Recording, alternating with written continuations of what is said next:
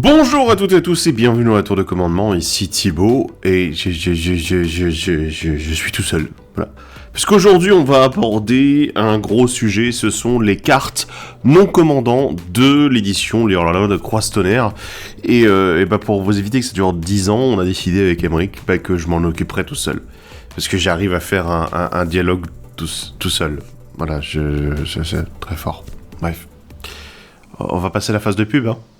Je vous rappelle que vous pouvez nous suivre sur les réseaux sociaux, sur la tour de commandement, sur Facebook, sur Twitter, sur Instagram. Vous pouvez aller directement là-bas pour avoir un petit peu les infos et puis montrer aussi que vous nous soutenez là-bas. C'est comme ça, ça aide les gens à se souvenir qu'on existe, voilà, et à savoir qu'on existe aussi. Et également, pourquoi pas tout simplement vous abonner ici à la chaîne et aller également sur Twitch, parce que oui, sur Twitch on fait également des lives à l'occasion chaque semaine. Et c'est l'occasion également de pouvoir discuter un peu plus directement ensemble, mais aussi de faire du contenu qu'on pourrait pas faire parce que souvent trop long, ou parce qu'on préfère le faire en direct plutôt que de s'amuser à faire du montage derrière et que ça soit très formaté, carré. Voilà, donc venez en profiter également. Et on a une chaîne secondaire qui s'appelle les Archives de la Tour de Commandement, que je vous invite à aller suivre. Dessus, il n'y a pas tous les replays des lives Twitch, mais il y a la majorité d'entre eux, et les derniers arriveront dès que j'aurai l'occasion de pouvoir les poster. Donc allez nous suivre là-bas, ce serait sympa, voilà, tout simplement, de montrer que vous aimez également ce qu'on fait en live. On va en profiter également pour remercier les tipeurs de la tour de commandement, parce que financièrement, c'est eux qui nous permettent de continuer, hein. C'est clairement pas les ads sur YouTube qui vont nous permettre de le faire, mais voilà, ça nous permet de continuer à avoir le studio, de continuer à maintenir le matériel ici. Mine de rien, ça coûte de l'argent, et faire du contenu, ça nous prend pas mal de temps, à beaucoup de personnes, bizarrement, et du coup, voilà, c'est important qu'on puisse continuer à faire tout ça. Si jamais vous appréciez ce qu'on fait, j'imagine que vous avez envie de nous voir continuer. Si jamais vous avez les moyens, potentiellement, et que voilà, ne vous ruinez pas pour ça, mais de nous soutenir avec un petit quelque chose, Tipeee vous permet de donner le montant que vous souhaitez chaque mois, ou bien ponctuellement, voilà, juste une fois, comme ça, pour le plaisir. Enfin, pour notre plaisir et pour votre bonheur, peut-être, ou l'inverse, je ne sais plus. Mais voilà, en tout cas, n'hésitez pas. On remercie en tout cas toutes les personnes qui donnent déjà, qui nous soutiennent déjà depuis fort longtemps. Voilà, ça fait depuis quasiment le tout début. Donc un grand merci à toutes ces personnes, et un grand merci aux personnes qui les rejoindront par la suite. Voilà. Du coup, aujourd'hui, on va avoir pas mal de choses à regarder, puisqu'il va y avoir notamment les rares mythiques, dont on a toujours tendance à beaucoup parler, puisque voilà, c'est des grosses cartes, c'est normal. Mais également, on va parler pas mal de communes et d'unco qui valent vraiment le coup. Je sais que d'habitude, on essaie de faire en sorte de plus en plus de dire, ouais, on va se restreindre vraiment sur les cartes très intéressantes, mais là, il y en a trop pour qu'on puisse pas en parler, d'autant plus qu'il y a des cartes qui sont vraiment exceptionnelles. Donc, aujourd'hui, on doit aborder tout ça en une traite. Let's go. Donc, j'espère que vous êtes prêts, que vous avez préparé popcorn, boisson, de quoi vous hydrater, vous êtes passé aux toilettes avant, vous avez préparé la pause également, parce qu'on est parti pour l'analyse des cartes non commandantes des Hors-la-Loi de Croistonnerre. Voilà. Et on commence direct avec une grosse mythique. On va commencer avec l'affrontement final. Un éphémère qui coûte 1 blanc, mais qui a l'impétuosité. Alors, je dois expliquer. Impétuosité, en fait, c'est une capacité, enfin, un mot-clé qu'on va retrouver, qui nous permet de choisir au moins un, voire plusieurs modes proposés sur la carte, mais à chaque fois, on a un petit coût supplémentaire à payer, en fait, au niveau de la carte. Donc là, par exemple, on a plus 1, toutes les créatures perdent toutes leurs capacités jusqu'à la fin du tour. Plus 1, choisissez une créature que vous contrôlez, elle a qu'un indestructible jusqu'à la fin du tour. Plus 5, dont 2 blancs, détruisez toutes les créatures. Voilà. Donc évidemment, alors voilà, rappel de règles, c'est moi qui suis là, donc j'en profite. Mais en gros, vous pouvez choisir évidemment que les modes une seule fois, bien sûr, et on les résout dans l'ordre, voilà, de la carte. C'est-à-dire d'abord la perte de capacité, ensuite l'indestructible, ensuite la destruction, si vous choisissez tous les modes ou une partie d'entre eux. Voilà, c'est dans cet ordre-là que ça va se passer. Ce qui est intéressant à voir, ici, affrontement final, c'est qu'on est sur une Vrasse, puisque bon, voilà, je vais prendre le dernier mode, c'est quand même très intéressant. On a une Vrasse qui est en éphémère. Pour 6 du coup total, puisqu'on a le premier coup de 1 blanc, ça fait quand même 3 blancs et 3 génériques. Bon, c'est plutôt dans la norme de ce qu'on a accepté derrière, sauf que faut pas oublier le modal à côté. On peut donner l'indestructible en fait à une de nos créatures, et mine de rien, ça peut être juste, on joue Voltron, on joue avec une grosse bébête, et on va dire, tiens, je lui donne l'indestructible, et comme ça, ensuite, derrière, je détruis tout. C'est génial. On détruit tout le reste, c'est exactement ce qu'on veut. Donc, c'est ultra intéressant, d'autant plus que derrière, il y a aussi le côté, voilà, toutes les créatures perdent leur capacité jusqu'à la fin du tour. Les capacités, ça peut être l'indestructible aussi. Donc du coup, on peut faire perdre l'indestructible aux autres créatures, donner l'indestructible à nos propres créatures, et détruire ensuite tout le board, sauf la créature qu'on a choisie. Du coup, il y a vraiment tout ce côté-là, où on peut adapter et moduler un peu de manière assez sympa. Ça peut être simplement, bah tiens, tu perds des capacités, voilà, oh, c'est de l'indestructible. Ce qui est plutôt, je presque envie de dire quelconque, seul, mais le côté modulable, et là l'impétuosité, on en parlera beaucoup dans cette vidéo, ben en fait ça donne tout ce côté où on peut jouer là-dessus. Donc l'impétuosité déjà est une capacité, un mode, un système de cartes qui est très intéressant, ça comme ça je le répéterai pas, vous le savez dès le début, mais ici affrontement final c'est un très bon exemple en fait de ce que l'impétuosité peut apporter avec des gestions ou des protections simples, ou alors de la gestion plus grande, et avec une bonne modularité, une bonne réponse entre les différents modes. C'est génial. Voilà, là-dessus, c'est excellent. Alors, autre point de règle, c'est très important, c'est extrêmement con. L'affrontement final, en fait, sa valeur de mana, elle est de 1, puisqu'il n'y a que le coup en haut qui compte. Du coup, ce qui fait que si jamais vous devez aller chercher, par exemple, un éphémère ou un rituel à 1, par exemple, ben vous pouvez aller chercher affrontement final derrière, ce qui est quand même assez débile. Donc là-dessus, c'est assez intéressant. Il y a aussi notamment la transmutation que certains utilisent pour certains sorts. Je fais bling bling. Voilà, ça, vous savez déjà. Mais globalement, c'est des capacités qui sont utilisées en fait pour pouvoir aller chercher justement des sorts avec des coups en mana particuliers. Bah là en fait on a quelque chose qui outrepasse encore une fois cette restriction grâce à ce côté modulable et ce côté surcoût. Voilà, donc très fun, très intéressant, et à voir un peu ce que vont donner la suite au niveau des sorts avec l'impétuosité. On enchaîne avec un enchantement un peu particulier, c'est le duel à midi, un enchantement du coup qui coûte que 2 dont un blanc. Aucun joueur ne peut lancer plus d'un sort par tour, et pour 5 dont un rouge, sacrifier le duel à midi, il inflige 5 blessures à n'importe quelle cible. Alors, c'est très, j'ai presque envie de dire, c'est presque gimmick, le côté, oh tiens, attends, on peut le sacrifier pour mettre 5 blessures, c'est le duel, quoi, c'est là, oui, bon.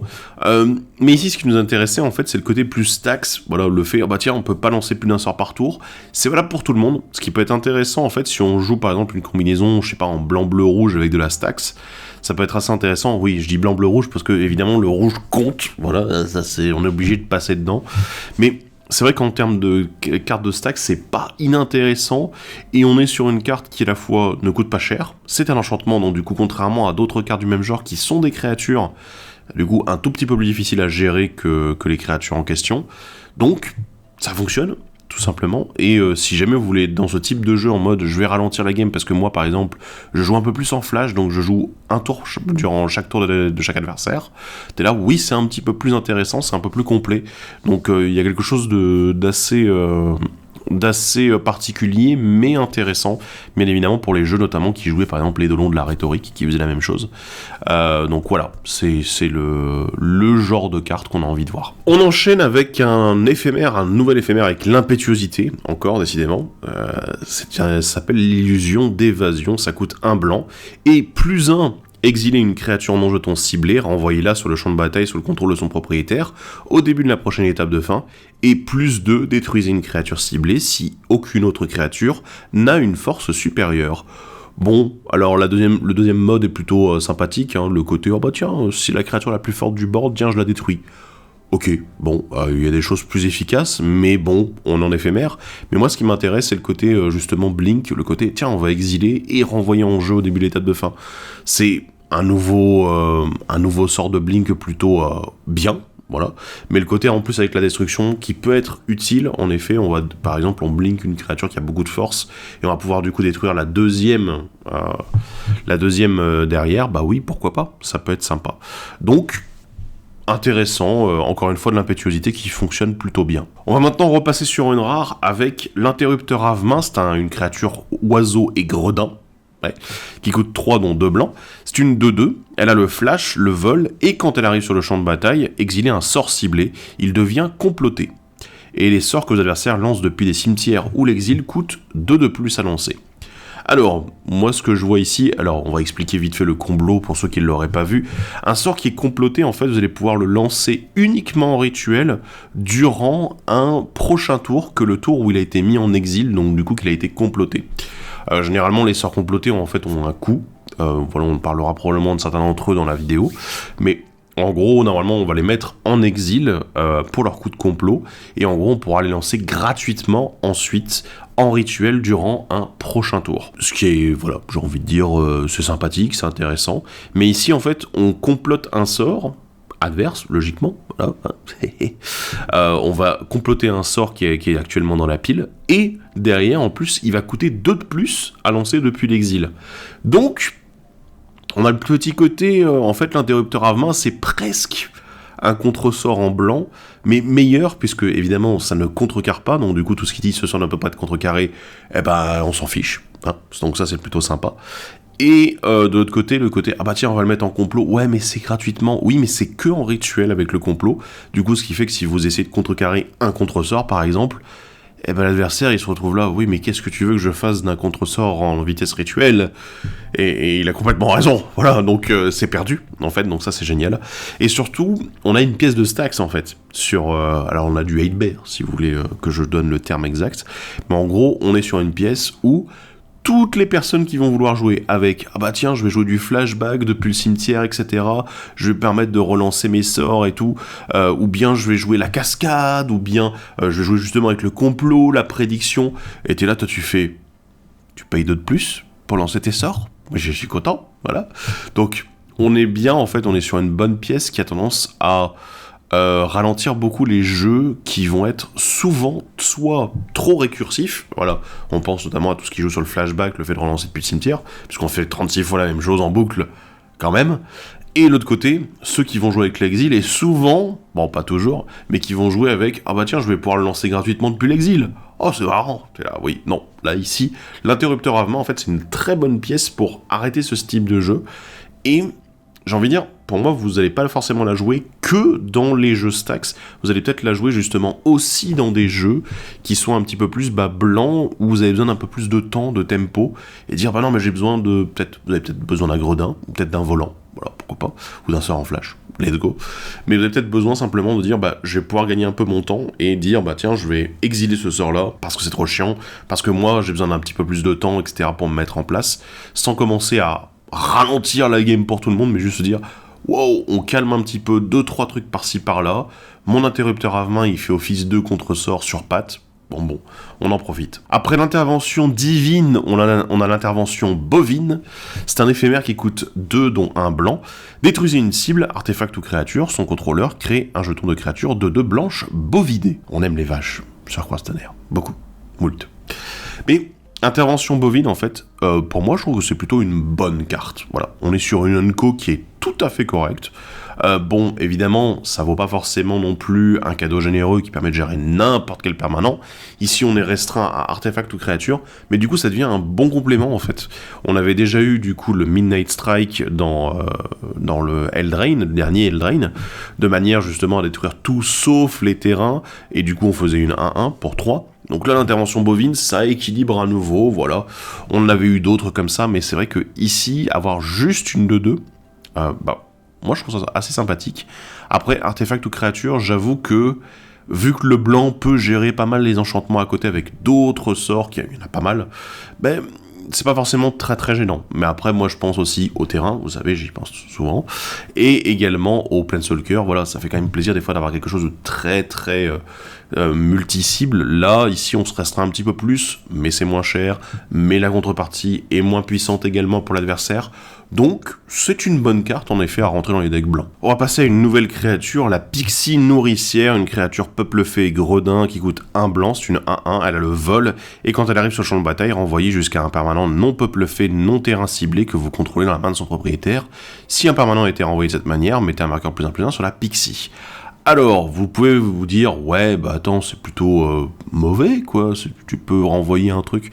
En fait, ici, j'en parle assez rapidement, c'est une carte qui peut être très intéressante pour des jeux combos, voilà, je vais le dire tout de suite, notamment ceux qui vont avoir tendance à, bah tiens, ici je renvoyais un truc, pour renvoyer un truc, pour renvoyer un truc, etc.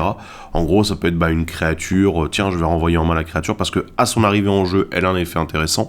La Pixie ne coûte que 1, ce qui est le moins cher qui existe actuellement, c'est la meilleure version qui existe, et sachant que ça n'est pas obligatoire également qu'on renvoie un permanent, En fait, ça rend la Pixie extrêmement intéressante. C'est soit on va s'en servir comme simple body, bon, ce qui est plutôt très moyen, soyons honnêtes, soit justement, par exemple, dans des jeux comme Eleschnorn, Mère des Machines, qui va aimer les effets d'arrivée en jeu, pourquoi pas dire, je joue Pixie, je renvoie 2 créatures en main, dans ma main, et puis hop, voilà, tiens, et puis je vais pouvoir les rejouer, redéclencher à nouveau 2 fois leurs effets. C'est exactement le genre de fait, oui, en effet, d'effet qui fonctionne et qui fait plaisir dans ce style de jeu. C'est très particulier, bien sûr, mais dans les jeux arrivés sur le champ de bataille, avoir quelque chose qui permet de remonter en main très simplement pour des effets efficaces, ça fait plaisir. On va enchaîner encore avec un nouveau sort avec l'impétuosité. Ouais, je sais, mais c'est normal, c'est normal. Ça s'appelle un dernier boulot, c'est un rituel qui coûte 3 dont un blanc, et il a l'impétuosité avec plus 2, renvoyer sur le champ de bataille une carte de créature ciblée depuis votre cimetière, plus 1, renvoyer une carte sur le champ de bataille une carte de monture ou de véhicule ciblée depuis votre cimetière, et plus 1, renvoyer sur le champ de bataille une carte d'aura ou d'équipement ciblé depuis votre cimetière, attachée à une créature que vous contrôlez. Ok, alors, le deuxième mode, les montures, on en a parlé vite fait, c'est un nouveau sous-type de créature qui existe, qui est plutôt intéressant, bon voilà, avec le scellage, etc., bon, pourquoi pas, voilà. Les véhicules, ça peut être intéressant dans certains styles de jeu, mais on va parler plutôt des 2 autres modes, parce que c'est fort, voilà. Alors, la réanimation, on a vu récemment que le blanc a gagné beaucoup d'éléments de réanimation en plus, ce qui fait très plaisir, parce que bon, c'est quelque chose que le blanc faisait beaucoup avant, et il y a eu un break où c'est d'un seul coup que le noir qui le faisait. C'est à cause de Liliana, on sait tous, voilà. Mais ici, il n'y a aucune condition, contrairement à d'autres où ça a été des sorts de réanimation, tiens, c'est uniquement des créatures à 3 et moins. Non, ici c'est juste une créature, let's go, elle n'arrive pas engagée, il n'y a rien. Donc c'est génial là-dessus. Ce qu'on aime à côté en plus, c'est le côté, tiens, on va pouvoir en plus récupérer aura ou équipement et lui mettre directement. Équipement, ça veut dire également qu'on skip le coût d'équipement qui parfois peut être un petit peu cher, mais mine de rien, pour un équipement ou une aura qui peut parfois coûter la blinde, pourquoi pas justement les ranimer simplement. Et le côté cumul peut être très intéressant sur une fin de partie où par exemple, tiens, le board a été rasé, vous avez peut-être perdu un équipement qui était intéressant dans le lot, parce qu'on a détruit tous les artefacts, et là, un dernier boulot va vous permettre de récupérer à la fois une très bonne créature, excellente créature, et bien équipée derrière. Ça peut faire plaisir dans les jeux équipements, ça peut être très intéressant, et en plus dans les jeux aura, ça peut se jouer aussi. Donc voilà, et puis les jeux de réanimation, voilà, on peut se faire plaisir avec. Donc un bon sort également pour la réanimation et pour ces types de jeux-là. On continue avec un sort particulier, c'est un petit dernier, un rituel qui coûte XX, 2 et 1 blanc, ça fait beaucoup de mana, qui dit « Exilez n'importe quel nombre de créatures que vous contrôlez, puis renvoyez-les sur le champ de bataille sous le contrôle de leur propriétaire, puis répétez ce processus X fois. » Ça fait beaucoup de X, en effet. Puisque, mine de rien, en fait, déjà de base, pour 3, on peut juste choisir d'exiler toutes nos créatures et de les renvoyer en jeu, ensuite. Donc ça peut être pas mal, en effet, pour déclencher les effets d'arrivée en jeu. C'est assez, j'ai envie de dire, assez courant. On avait déjà eu d'autres sorts qui faisaient la même chose. Voilà, pour 3, hop, on exile tout, on renvoie en jeu. Pourquoi pas. Mais ici, le petit dernier nous permet quand même de dire juste pour 2 mana de plus à chaque fois, on peut répéter le processus, donc du coup, déclencher à nouveau des effets d'arrivée en jeu. Tout à l'heure, je parlais d'Eleschnorn, Mère des Machines. Je vais être obligé de faire encore une fois référence à ce commandant-là, parce que on est sur un commandant qui aime beaucoup les effets d'arrivée en jeu. Il y en a d'autres, évidemment, que je vous invite à découvrir. En blanc, on a Brago, en blanc-bleu, voilà, ça peut être très sympa. Mais du coup, un petit dernier, en fait, c'est excellent, parce que en début de game, ça peut être... Enfin, en milieu de game, j'ai envie de dire, quand vous avez déjà vos créatures, ça peut déjà être très efficace. Mais en plus, derrière, si vous êtes un peu plus tard dans la game, vous pouvez très bien dire tiens, j'ai mon board, ok, on est peut-être sur un statu quo, etc. D'un seul coup, je peux décider de le faire revenir plusieurs fois, exiler à revenir en jeu 3 fois, par exemple, si jamais on a beaucoup de mana disponible, ce qui peut être le cas à la fin de la partie, ça peut faire une énorme différence et peut-être donner un avantage certain. La seule chose qui est un peu dérangeant avec le petit dernier, c'est que c'est un rituel, donc du coup vous n'allez pas pouvoir l'utiliser comme protection. C'est vraiment un sort qui est utilisé comme un moyen de faire de la plus-value avec les effets d'arrivée en jeu. Donc là-dessus, c'est vraiment adressé à un certain type de deck qui certes est très puissant, ça je ne veux pas dire le contraire, parce que les effets d'arrivée en jeu, c'est utilisé, mais de l'autre côté, il faut faire attention parce que ça n'est pas une solution, etc. C'est juste un moyen de faire de la plus-value en boucle, en boucle, en boucle. Voilà. Bon. Très intéressant, mais adressé à certains types de jeux en particulier. On enchaîne avec un petit voleur, c'est un lapin. Il s'appelle le voleur de concession, c'est une créature lapin et mercenaire, oui, c'est possible, qui coûte 3 dont 1 blanc, c'est une 3-3 avec la vigilance, et quand elle arrive sur le champ de bataille, si un adversaire contrôle plus de terrain que vous pouvez chercher dans votre bibliothèque une carte de plaine et la mettre sur le champ de bataille engagé. Puis, si un adversaire contrôle plus de terrain que vous, répétez ce processus une fois, si vous cherchez dans votre bibliothèque de cette manière, mélangée. Du coup, le voleur de concession, alors moi j'avoue qu'il m'a fait beaucoup rire quand je l'ai découvert, puisque on est sur le classique, c'est « Ah bah tiens, un adversaire contrôle plus de terrain que vous, je vais pouvoir aller chercher une carte de plaine, la mettre en jeu, ok... » Classique, je veux dire, on l'a vu, ça fait des années qu'on l'a vu, ça fait depuis Alara qu'on le voit, avec un certain lion, voilà, le chevalier au lion de l'orchidée blanche. Du coup, ça c'est pas le truc qui me choque le plus, mais derrière on a le côté, ah mais en fait s'il y a encore un adversaire qui contrôle plus de terrain, t'as toujours le droit d'aller rechercher. Mais ce qui est génial, c'est que bon, vous le savez, je l'ai déjà dit, le vert rend beaucoup actuellement, Commander c'est très joué, c'est très populaire, on a beaucoup trop de terrain qui arrive en jeu. Du coup, le voleur de concession, en fait, il peut être extrêmement efficace parce qu'on peut quand même réussir à récupérer 2 terrains, ce qui est hallucinant, hein, se dire on a une carte blanche qui nous permet de rattraper 2 fois le retard, ce qui est très rare. Et vous l'avez vu déjà, j'en ai déjà parlé depuis qu'on parle du blanc, mais il y a pas mal de choses qui jouent sur les effets d'arrivée en jeu dans cette édition, donc pourquoi pas justement le voleur de concession, envisager les synergies qui vont avec. Voilà, il est très efficace, moi personnellement je l'aime beaucoup, et c'est plutôt pas mal, quoi, je veux dire, c'est un bon lapin. Passons maintenant au bleu, et je vais encore continuer avec de l'impétuosité, avec un rituel qui s'appelle l'arnaque changeante, qui coûte 2 bleus, qui a l'impétuosité, qui dit plus 2, échanger le contrôle de 2 créatures ciblées, plus 1, échanger le contrôle de 2 artefacts ciblés, et plus 1, échanger le contrôle de 2 enchantements ciblés. Ce qui me fait beaucoup rire avec ce genre de carte, c'est le fait qu'il n'est pas précisé que les contrôles doivent être... les cibles doivent être sous votre contrôle, quoi. C'est génial. Voilà, vous pouvez échanger les cartes chez les adversaires. Je sais pas si vous vous rendez compte, moi, il y a une carte que j'aime beaucoup, ça s'appelle Wrong Turn. J'oublie le nom en français, excusez-moi, voilà. Mauvais virage, il me semble. Mais en gros... on se retrouve avec une carte qui nous permettait de dire, bah tiens, une créature chez un adversaire peut aller chez un autre adversaire. Très bien, très sympa. Mais c'est extrêmement frustrant, en fait, pour un adversaire de se dire, je perds le contrôle d'un élément qui peut être essentiel pour mon jeu, et même si un autre adversaire va récupérer le contrôle, bah, les 3/4 du temps, il pourra pas en faire grand-chose parce que ça ne joue pas avec sa stratégie. Donc, c'est génial, moi j'aime beaucoup. Et Arnaque Changeante, c'est exactement la même chose, mais avec encore plus de bordel possible. Voilà. Quand même... alors, je ne sais pas si je serais prêt à dépenser 6 mana pour faire « ah vas-y, on va échanger des trucs dans tous les sens ».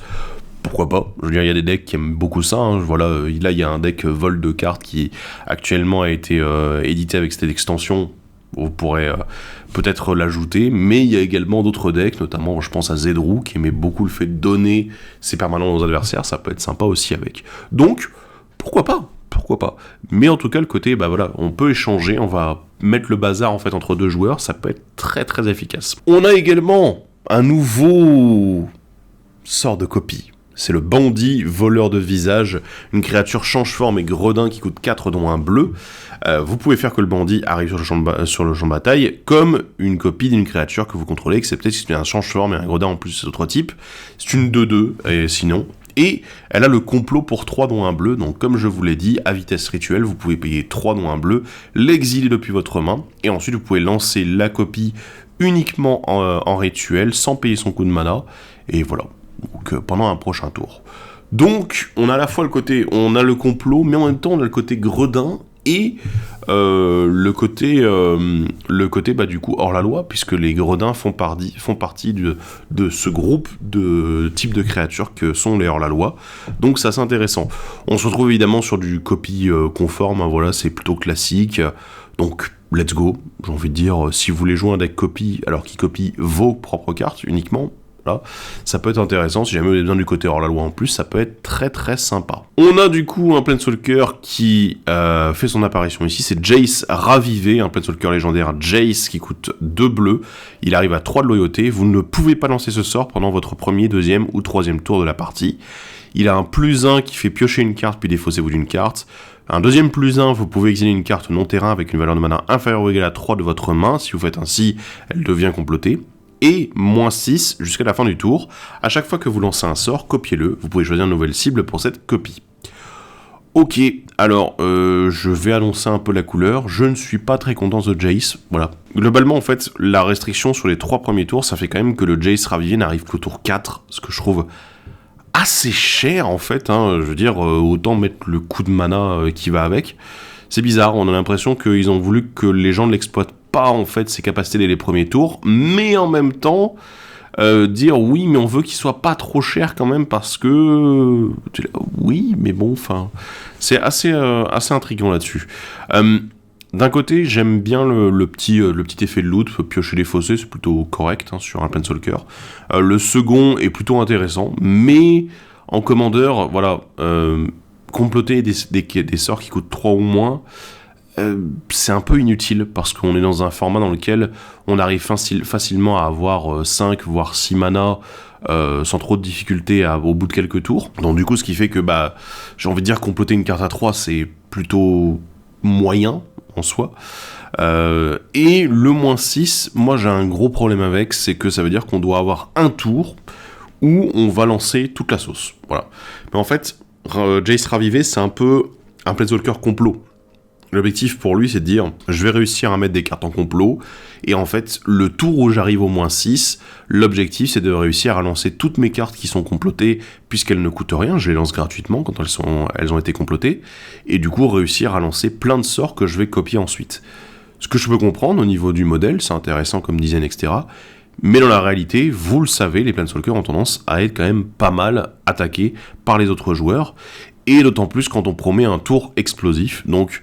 C'est un peu particulier, et je pense que même s'il y a des formats dans lesquels ça va probablement être joué, sans aucun problème, je pense que Jace Ravivé, pour le commandeur, en fait, à moins de jouer vraiment un deck dans lequel tout correspond, c'est-à-dire le fait de piocher les fossés, déjà rien que là-dessus, le fait de dire, tiens, je vais peut-être comploter des cartes parce qu'elles sont pas chères, et peut-être envisager l'ulti à un moment, oui, en effet, ça peut fonctionner, mais... uniquement dans ces conditions-là pour moi. Parce que sinon, le reste du temps, je le trouve plutôt moyen, voire même pas très très bon. Vous pourrez débattre dans les commentaires. On enchaîne avec un nouvel équipement qui s'appelle la clé du coffre. Ouais, c'est un artefact légendaire équipement qui coûte 2 dont 1 bleu. Il s'équipe pour 3 dont 1 bleu, et à chaque fois que la créature équipée inflige des blessures de combat à un joueur, regardez autant de cartes du dessus de votre bibliothèque. Vous pouvez exiler une carte non-terrain parmi elles, mettez le reste au-dessous de votre bibliothèque dans un ordre aléatoire. Vous pouvez lancer la carte exilée sans payer son coût de mana. Ouais. C'est très fort. C'est très très fort. La clé du coffre, en fait, elle est assez intéressante parce que, à partir du moment où on va mettre des dégâts, on va forcément pouvoir récupérer une carte. Je veux dire, vous allez avoir, à main qui est que des terrains et que là, on soit en mode, oh mince, c'est dommage. Mais à partir du moment où on va peut-être regarder 2 ou 3 cartes, on gagne en fait la possibilité de lancer un sort gratuitement.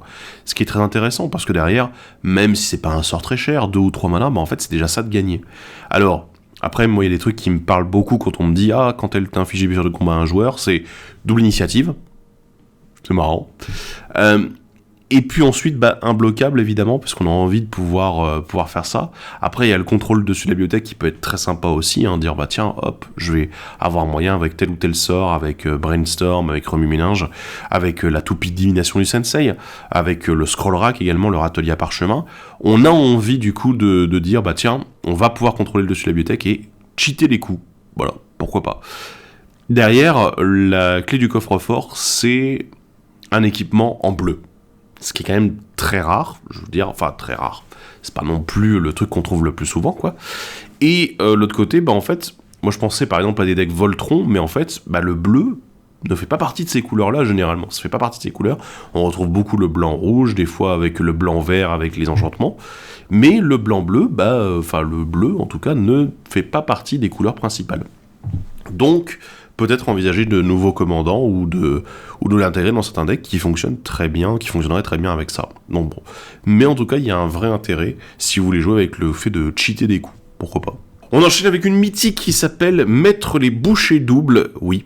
Un enchantement qui coûte 4 dont 1 bleu, et qui dit qu'à chaque fois que vous lancez un sort de hors-la-loi, copiez ce sort. Donc on rappelle, les assassins, les mercenaires, les pirates, les gredins, les psychagogues sont des hors-la-loi. Voilà. Donc souvent, on va créer des jetons de tout ça. Alors, je n'ai pas grand-chose à dire. En fait, si vous jouez dans un jeu gredin ou dans un jeu pirate, c'est excellent. C'est automatiquement inclus. De toute façon, à partir... Alors après, bon, si vous commencez à jouer assassin, mercenaire ou psychagogue en tribal, je serais très curieux, voilà. Mais ça se joue également, voilà, si vous jouez du bleu à côté. Je veux dire, il n'y a pas grand-chose à dire. On est sur un côté très tribal. Vous n'êtes pas obligé d'avoir tous les types de hors-la-loi, mais à partir du moment où vous jouez dans majoritairement un type de hors-la-loi, eh ben vous pouvez vous amuser à jouer avec, voilà, tout simplement. Donc, Maître des bouchées doubles, c'est une excellente carte, ça fonctionne très bien, et ça rappelle d'autres cartes qui existent, évidemment, à côté, dans le même style, mais là, c'est efficace pour plusieurs types en même temps. Bon. On continue avec un sort qui me rappelle quelque chose, c'est le passage d'un monde à l'autre, c'est un rituel qui coûte 5 dont 2 bleus. Chaque joueur peut mélanger sa main et son cimetière dans sa bibliothèque, chaque joueur qui fait ainsi pioche cette carte. Exiler le passage d'un monde à l'autre, et ça se complote pour 6 manas dont 2 bleus. Eh ben, oui. Mais tout simplement, c'est l'inversion temporelle, en fait. Voilà, c'est... Alors, ici, ça n'est pas une obligation, parce que généralement, inversion temporelle et d'autres, c'était tout le monde remélange sa main, son cimetière et sa bibliothèque pour ensuite repiocher cette carte. Là, ici, c'est on peut. Alors, évidemment, la plupart du temps, vous allez vouloir. Enfin, vous allez vouloir. Sinon, ça sert à rien. Mais les adversaires, peut-être qu'ils vont pouvoir décider un petit peu plus et jauger un peu la situation. Après, bon, reprendre cette carte en main, ça va être suffisamment impactant pour que ça fasse une différence. Même si les adversaires ont le choix de dire « Ah bah non, moi je pioche pas parce que j'ai pas envie, je vais pas remélanger tout ça », ok, peut-être qu'ils ont une bonne main, mais honnêtement, vous récupérez cette carte, et vous allez en plus peut-être récupérer des cartes qui étaient parties au cimetière d'une manière ou d'une autre. Donc, pourquoi pas. Moi, ce que j'aime bien, c'est le complot en plus. Alors, c'est cher à comploter, hein, c'est plus cher à comploter qu'à lancer normalement, mais ça permet de le stocker éventuellement si vous dites, bah tiens, j'ai encore des cartes en main, j'ai pas envie de faire le passage tout de suite, je vais juste le mettre en complot pour 6, et attendre plus tard, en fait, d'avoir réellement une fenêtre d'ouverture. C'est intéressant. Est-ce que ça se fera souvent ? Je pense pas, parce que, en fait, pour moi, il aurait fallu que le complot soit au même coût que le coût de base, déjà, parce que 6 mana, ça devient très cher juste pour refaire une main, et surtout juste pour mettre de côté en attendant de refaire une main plus tard. Donc bon, ça fait beaucoup de mana qu'on va pas utiliser pour faire du contre-sort, par exemple, ou de la gestion, ou jouer un truc, quoi. Voilà. Enfin bref. Voilà, vous comprenez un petit peu le truc, mais au moins, moi, je trouve que c'est intéressant de revoir une nouvelle version, encore une fois, de ce style d'effet. On continue avec le reflet fugace, un éphémère qui coûte 2 dont 1 bleu, une créature ciblée que vous contrôlez et qui a la défense talismanique jusqu'à la fin du tour. Dégagez cette créature, jusqu'à la fin du tour, elle devient une copie de jusqu'à une autre créature ciblée. Alors, je sens le truc arriver en fait, c'est juste, voilà, vous allez me dire, oui mais Thibaut, pourquoi celle-là particulièrement ? Alors déjà il est marqué, ça devient une copie, on la dégage, et en plus elle a défense talismanique. Je veux dire, il y a 3 choses qui sont beaucoup trop puissantes. Une simple protection, ça aurait été ok, mais là en fait on a le côté dégagé, ce qui peut être très très très très fort. Je veux dire, on a des capacités activées à l'engagement qui sont extrêmement puissantes et qui vont faire très plaisir à utiliser une seconde fois. Et l'autre côté, évidemment, le côté copie, ouais, on engage, tiens, Selvala pour faire du mana, hop, voilà, tac, voilà. Non mais bon, je bricole, mais globalement, en fait, le côté copie peut être super intéressant, et même si on peut l'utiliser de manière réactive, en fait, on peut l'utiliser de manière proactive pendant votre tour en disant, bah tiens, je veux une copie en plus, je veux dégager cette créature qui a peut-être fait un très bon effet, et derrière, peut-être activer l'effet d'une autre créature qui a déjà été utilisée. Donc let's go en fait, on continue. Donc ouais, reflet fugace, je pense que ça peut être une très bonne carte avec certains styles de jeu, ça va être très particulier, mais les fenêtres dans lesquelles ça va être joué, je sens que ça va être stupide. Et puis défense talismanique en plus pour protéger, ça fait mal. On continue avec le Triton de l'Archimage, c'est une créature salamandre et monture qui coûte 2 dont 1 bleu, c'est une 2-2. Et elle dit à chaque fois qu'elle inflige des blessures de combat à un joueur, une carte éphémère ou de rituel ciblée de votre cimetière acquiert le flashback jusqu'à la fin du tour. Le coût de flashback est égal à son coût de mana. Cette carte acquiert le flashback 0 jusqu'à la fin du tour, à la place, si le Triton de l'Archimage est scellé. Et le scellé, c'est un scellé 3. C'est-à-dire qu'il faut engager des créatures avec un total de force supérieur ou égal à 3. Ce qui est très intéressant ici, en fait, c'est que le flashback est donné dans tous les cas. C'est-à-dire, si jamais en début de partie, vous avez par exemple, j'ai un petit sort que j'ai envie de rejouer, pourquoi pas. Triton peut attaquer, toucher et directement vous redonner le flashback. Certes, avec un coup de mana à payer, mais bon, à un moment, c'est un peu la norme, normalement, hein, on lance en payant des coups. Et le côté, bah tiens, on va pouvoir flashback 0 avec, tiens, le CL3, bah ça, c'est vraiment un gros bonus, notamment peut-être pour des sorts un petit peu plus gros qui ont demandé plus de mana, peut-être qu'on aura même mis au cimetière de base, hein, parce que ça peut être de l'automeule. C'est très sympa, en fait, de voir à quel point le Triton de l'Archimage, bah, il peut être très utile dès le début de la partie pour des petits sorts, mais beaucoup plus utile également pour la fin de partie. La seule chose qui est gênante avec lui, c'est qu'il n'a pas d'évasion. Donc du coup, on peut pas, il peut être bloqué, quoi. Donc à un moment, il faut trouver un moyen pour ce Triton de réussir à passer les défenses ennemies pour pouvoir déclencher sa capacité. Alors après, bon, et j'en parlais tout à l'heure, double initiative, tout ça, ouais, ça serait sympa, parce que, ouais, toucher 2 fois, on peut donner le flashback 0 à 2 créatures, à 2 éphémères rituels, oh mon dieu, c'est terrible. Voilà, mais en tout cas, de base, en fait, je le trouve intéressant, et je pense qu'en l'exploitant correctement, bah, on peut en faire vraiment quelque chose de bien. Et si on joue avec les éphémères rituels, on sera très content. On enchaîne avec un éphémère qui s'appelle 3 coups d'avance. Je le vois arriver. Ça coûte 1 bleu, mais ça a l'impétuosité, encore une fois. Pour plus 1 et 1 bleu, contrecarrer un sort ciblé. Pour plus 3, créer un jeton qui est une copie d'une cible, artefact ou créature que vous contrôlez. Et pour plus 2, piochez 2 cartes, puis défaussez-vous d'une carte. Ok, alors on est sur un éphémère. Contrecarrer un sort pour 3, ok. On est dans la norme. C'est un peu cher en comparaison avec d'autres, parce que bon, des fois on aime bien avoir une petite compensation, un petit regard 1, surveille 1, etc. pour 3 mana. Là, c'est pas le cas. Bon, tant pis. Faire une copie d'un artefact ou d'une créature en éphémère, ça c'est pas mal par contre. Pour 4 mana, on est bien. On est sur les bons effets, quoi. Et le petit piocher 2 puis défaussez-vous d'une carte, bah ça fait plutôt plaisir. Alors, ce que j'aime bien, c'est ici, contrairement aux autres sorts avec l'impétuosité dont on a parlé, il n'y a pas de synergie réelle entre les différents effets. On est vraiment sur des choses, c'est juste, ah bah non, en fait, j'ai l'option, la modularité du sort pour moi. Voilà. Donc, moi, je pense que c'est un bon sort, en effet. C'est une bonne carte qu'on a envie, avec laquelle on a envie de jouer, notamment dans les jeux contrôle, dans les jeux qui aiment bien les copies, surtout. Après, le reste, voilà, le pioche des fausses, pourquoi pas. Mais je pense que ça va être beaucoup sur le côté, bah tiens, j'ai envie d'une copie en plus, de faire une copie d'un artefact, d'une créature. Si on aime ce style de jeu, 3 coups d'avance, c'est peut-être ce qu'on va vouloir jouer. Dans d'autres jeux, je pense qu'en effet, on peut s'en passer probablement, à moins que vous ayez vraiment besoin de piocher derrière, de dire, bah tiens, contrecarrer c'est pas mal, mais en plus, si je peux piocher et défausser, ça peut être cool. Oui, en effet, là, ça peut être intéressant. Mais ça demande du coup beaucoup plus de mana à dépenser pour ce genre d'effet. Bon. Intéressant, mais peut-être pas pour tous les jeux. On va maintenant passer au noir et on va commencer avec l'avarice insatiable, un rituel qui a l'impétuosité, ouais, je sais, on n'arrête pas, ouais, qui coûte 1 noir à la base, et il a plus 2, cherchez une carte dans votre bibliothèque, puis mélangez et mettez cette carte au-dessus d'elle, et ensuite plus 2 noirs, un joueur ciblé pioche 3 cartes et perd 3 points de vie. Ok, alors... Là, le côté modulable, il est intéressant, mais on a envie surtout de cumuler presque les 2 modes pour réussir à piocher rapidement notre carte qu'on est allé chercher. Alors, aller chercher une carte pour 3, la mettre au-dessus de la bibliothèque, ok. En rituel, c'est ok. C'est pas exceptionnel, c'est juste bien. C'est à peu près dans la norme de ce qu'on attend. Il n'y a pas de perte de points de vie, contrairement à d'autres tuteurs noirs du même genre. Par contre, la pioche, dire « Ah bah tiens, on va piocher 3, perdre 3 pour 3 noirs », et ben en fait, c'est très efficace, puisque généralement, pour 3 mana, on est dans cette même norme à peu près, hein, mais des fois, ça va être « Bah non, plutôt on va piocher 2, perdre 2 », on a le regard 2 des fois avec en plus, hein. Donc ça c'est intéressant, mais là le côté piocher 3 c'est assez rare, parce que souvent piocher 3, perdre 3 c'est pour 4 mana et non pas pour 3. Ici c'est 3 très noir, puisque c'est triple coloré, mais c'est très intéressant. Et le cumul avec le mode supplémentaire fait que l'avarice insatiable, en fait, pour les jeux qui vont avoir tendance à beaucoup filtrer, à vouloir éventuellement tutoriser et piocher ensuite leurs bonnes cartes, ça va être excellent là-dessus. Par contre, ça demande évidemment beaucoup de mana. Si vous voulez faire les deux, ça va faire 5 mana pour le tout. C'est pas déconnant, mais il va falloir faire attention et se dire que c'est un tour avec un gros investissement en termes de mana et en termes de points de vie, éventuellement.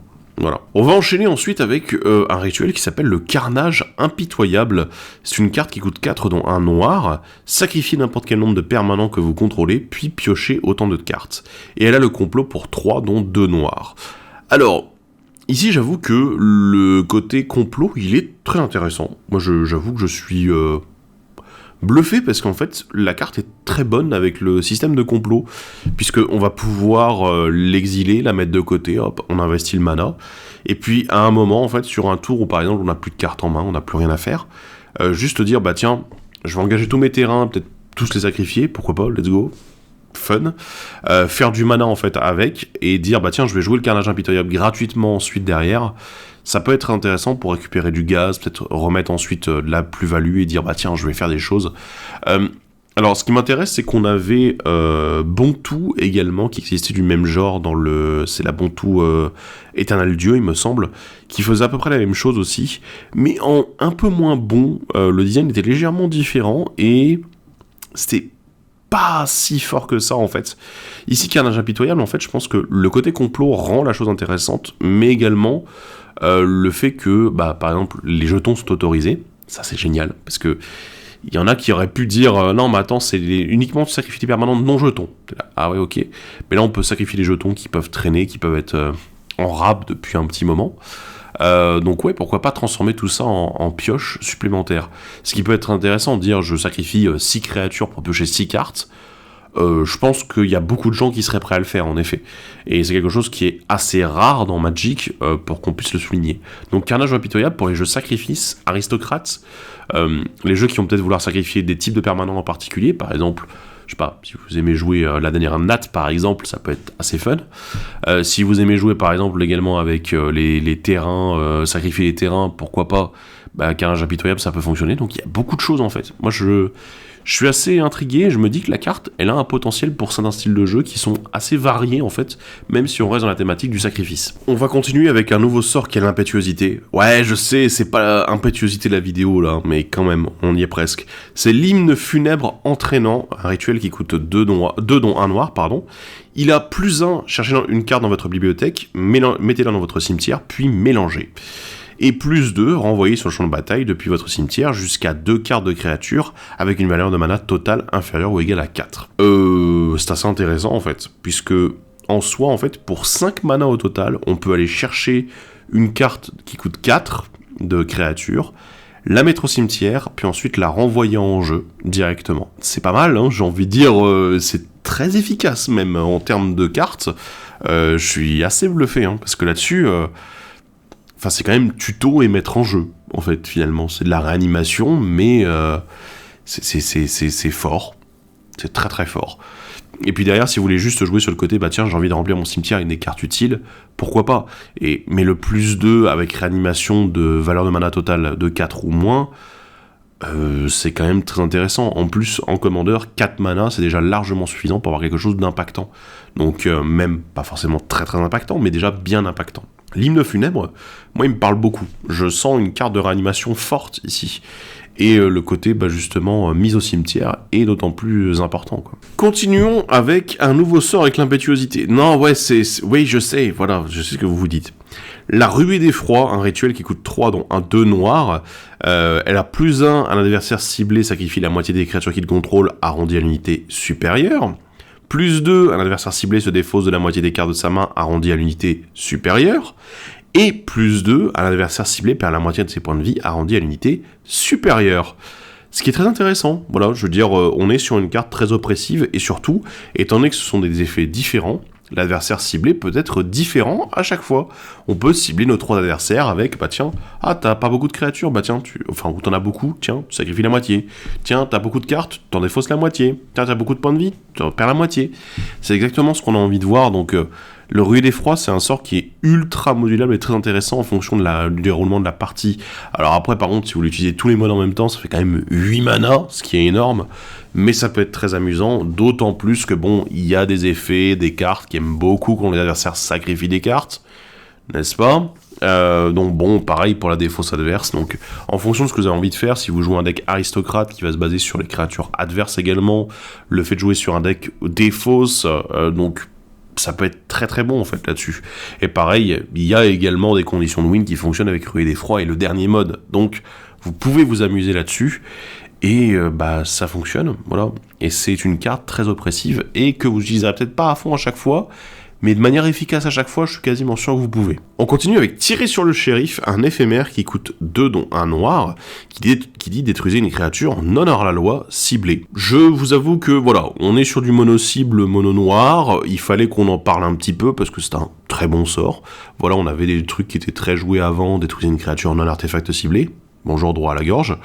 Mais ici, Tirer sur le shérif, le fait de se restreindre uniquement à certains types de créatures qui en plus, alors, à part les gredins et les pirates qui sont relativement pas mal joués, j'ai envie de dire, pirates ça va encore, les gredins un peu plus, ça dépend des périodes, mais c'est des types de créatures qui sont assez particuliers, et à moins de jouer aujourd'hui contre des decks qui sont vraiment très orientés là-dessus, en fait, les 3/4 du temps, ça va détruire n'importe quelle créature, donc profitez-en. Tirer sur le shérif, ça fait partie maintenant de cette jet set, j'ai envie de dire, des très bons, des VIP de ces gestions individuelles en mono noir qui sont efficaces et qui ont peu de restrictions en fait, voire pas du tout. Donc bon, voilà, je voulais en parler. On a le début d'un cycle, c'est vrai qu'on n'avait toujours pas abordé, c'est le cycle des Rejoins l'équipe, et ici c'est Titos rejoint l'équipe, un enchantement légendaire qui coûte 1 noir, et quand Titos rejoint l'équipe arrive sur le champ de bataille, n'importe quel nombre de joueurs ciblés se défausse chacun d'une carte. Et à chaque fois qu'une créature légendaire arrive sur le champ de bataille sous votre contrôle, n'importe quel nombre de joueurs ciblés meulent chacun une carte, et perdent chacun un point de vie. Ouais, très efficace, ouais, complètement. Titos rejoint l'équipe, en fait, pour moi, c'est une carte qui est vraiment forte, juste en termes de coût de mana. C'est assez stupide. Et alors, on retrouvera dans tout le cycle ce système avec quand l'enchantement arrive en jeu et ensuite quand il arrive quelque chose à une créature légendaire, soit arrive en jeu, attaque, mort, etc. On en parlera au fur et à mesure. Mais Titos rejoint l'équipe, en fait, le premier effet est juste bien. Je veux dire, il n'y a pas de défaut dessus. On fait défausser n'importe quel nombre de joueurs ciblés avec un mana noir. C'est bien, c'est très efficace même. Comme ça l'arrivait en jeu, du coup, si jamais on peut blinker, tout ça, pourquoi pas. Donc bon, l'autre effet, ouais, la meule sur les légendaires, pourquoi pas.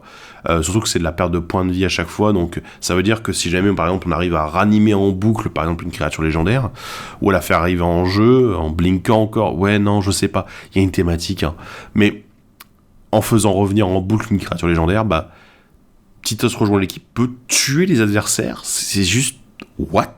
Si jamais vous voulez jouer également meule de votre côté, auto-meule, en disant tiens j'ai besoin de remplir mon cimetière, ça fonctionne aussi, donc ok.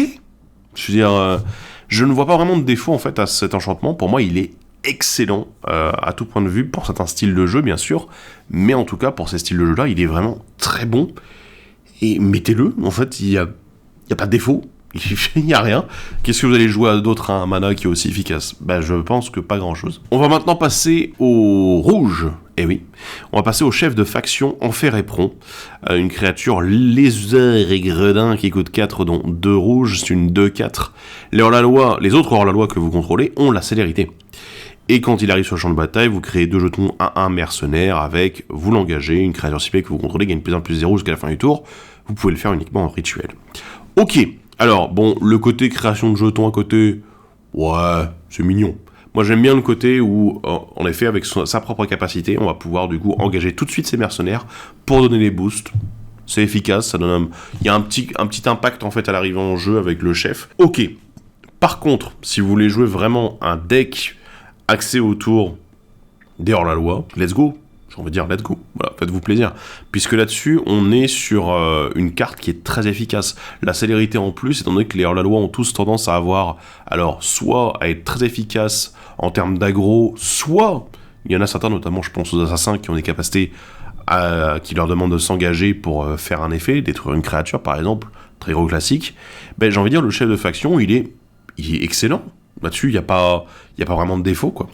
Le côté boost en plus peut être intéressant pour certains styles de jeu, peut-être avec des gredins qui sont peut-être un petit peu légers en termes de force, mais par contre qui passent plus facilement chez les adversaires. Donc oui, en effet ça peut fonctionner. D'ailleurs comme c'est un gredin rouge, on le rentre à nouveau dans cette catégorie pour notamment le groupe également, voilà, puisqu'il fonctionne également dedans. Donc pourquoi pas.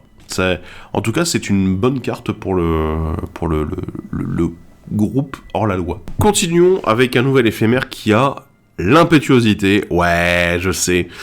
C'est la grande attaque du train qui coûte 1 rouge. Et pour plus 3 dont 1 rouge, dégagez toutes les créatures que vous contrôlez. Si c'est votre phase de combat, il y a une phase de combat supplémentaire après cette phase. Plus 2, les créatures que vous contrôlez gagnent plus 1, plus 0 à acquérir l'initiative jusqu'à la fin du tour. Et plus 1 rouge, choisissez un adversaire ciblé. À chaque fois qu'une créature que vous contrôlez inflige des blessures de combat 1 à ce joueur ce tour-ci, créez un jeton trésor engagé. Ok, alors on va être honnête tout de suite, hein. C'est très fort. C'est une excellente carte. Parce que la phase de combat supplémentaire, pour 4 mana en éphémère, très fort, très efficace. Il n'y a aucun problème. On est dans la norme de ce qui se fait également en termes de phase de combat supplémentaire. Donc oui, on accepte. Le côté plus 1 plus 0 initiative, c'est un très très bon bonus. D'autant plus que ça peut être fait en réponse au bloqueur. Donc ça, c'est génial là-dessus. Et le dernier, ça c'est vraiment le côté, bah tiens, tes créatures ne me bloquent pas, il n'y a pas de problème. Je vais faire une phase de combat supplémentaire, mais également je vais gagner des trésors parce que je te touche à chaque fois. Donc, ça fonctionne très bien. Si jamais vous avez un adversaire, par exemple, qui ne peut pas vous bloquer, vous attaquez, tac, phase de combat supplémentaire, je vais faire des trésors quand je te touche, ok.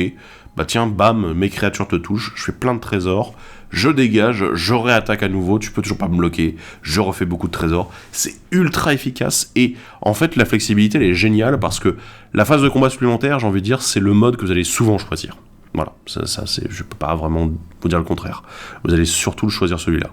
Mais derrière, les deux autres modes en fait annoncent deux fonctionnements différents en fait sur la phase de combat. Si vous êtes en difficulté et que les blocs sont un petit peu compliqués, etc., le deuxième mode avec le plus 1 plus 0 initiative est largement suffisant pour vous permettre de vous en sortir. Et de l'autre côté, si jamais vous êtes par contre à votre avantage et vous êtes en train de mettre la pression, le dernier mode, il est génial justement pour accentuer l'écart que vous êtes en train de créer. Donc, c'est super et ça fonctionne très très très très bien. Après évidemment rien n'empêche d'utiliser tous les modes ensemble parce que lol, vas-y j'ai du mana et puis je vais juste faire en sorte de faire des phases de combat supplémentaires, mettre plein de dégâts et puis on est parti quoi. Donc c'est génial. Personnellement je l'adore parce que c'est vraiment très très efficace. Par contre peut-être plus à jouer dans un deck où vous avez beaucoup de créatures plutôt que une seule grosse créature parce que ça sera un peu perdu notamment au niveau du du dernier mode pardon. C'est un peu moyen, donc bon, pourquoi pas le faire plutôt dans un deck, par exemple, avec plein de jetons, etc.